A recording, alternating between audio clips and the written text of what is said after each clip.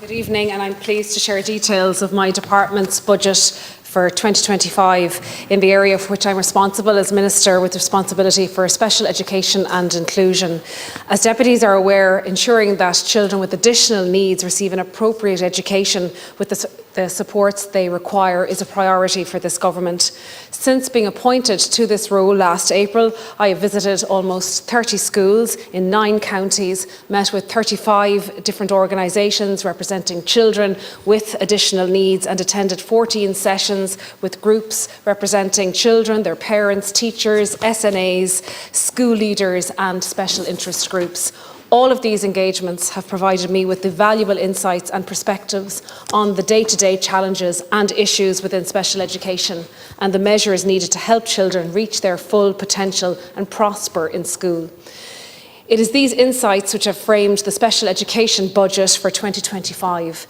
The total funding package that I secured totals to €2.9 billion. This represents a 6% increase for 2025, or €159 million. By way of context, some 250,000 children with a special educational need are accommodated in mainstream schools with supports. Approximately 28,000 children are either in a special class or a special school.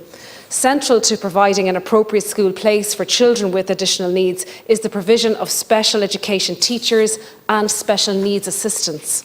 This budget will result in an additional 768 special education teachers and 1,600 extra SNAs being employed to support children in school.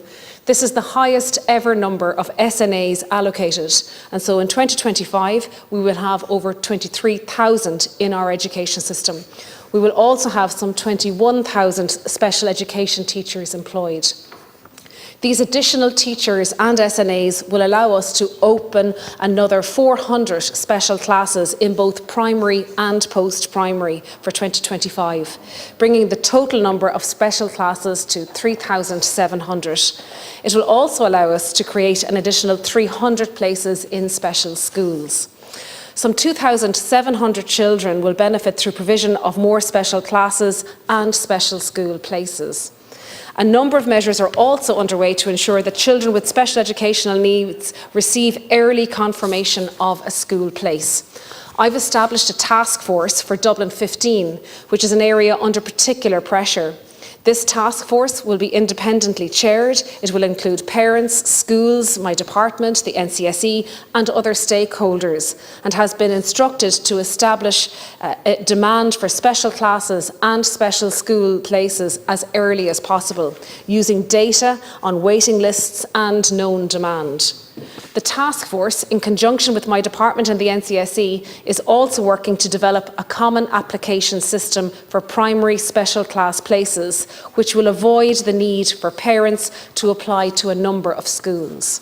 The NCSE, which has additional resources allowing it to increase the number of CNOs from 65 to 120, will also visit 800 schools in September and October this year to begin forward planning. I've also secured an additional capital funding of €80 million, which will allow my department to order modular accommodation and get building works underway so classes are ready for September 2025. This government recognises the practical challenges for schools and parents in meeting the needs of children with additional needs. To help with this, Budget 2025 will see targeted investment in a number of other areas, including €62 million for the summer programme, which is enormously important for the most vulnerable children in our society. The creation of a Special Education Innovation Fund to develop a pilot some of the interesting ideas that special interest groups have raised with me directly, and also support for training, increased capitation and transport grants. On my many school visits, transition from primary to post-primary school has been a key issue that was brought to my attention.